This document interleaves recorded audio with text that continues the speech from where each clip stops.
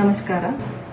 ಬಾಗಲಕೋಟೆಯಲ್ಲಿ ದಿವಂಗತ ಮೇಟಿ ಸಾಹೇಬ್ರ ನಿಧನದಿಂದ ಉಪಚುನಾವಣೆ ನಡೀತಾ ಇದೆ.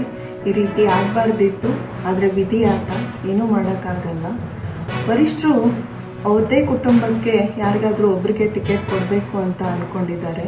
ಅದೇ ನಿಟ್ಟಿನಲ್ಲಿ ಇವತ್ತು ಮೇಟಿ ಸಾಹೇಬ್ರ ಇಲೆಕ್ಷನ್ ಹೆಂಗ್ ಮಾಡಿದ್ದೋ ಅದೇ ರೀತಿಯಿಂದ ಅವ್ರ ಕುಟುಂಬದಲ್ಲಿ ಯಾರಿಗೆ ಟಿಕೆಟ್ ಕೊಟ್ಟರು ಕೂಡ ಅದೇ ನಿಷ್ಠೆಯಿಂದ ನಾನು ಕೆಲಸ ಮಾಡ್ತೀನಿ ಅಂತ ಹೇಳಕ್ ಇಚ್ಛಪಡ್ತೀನಿ.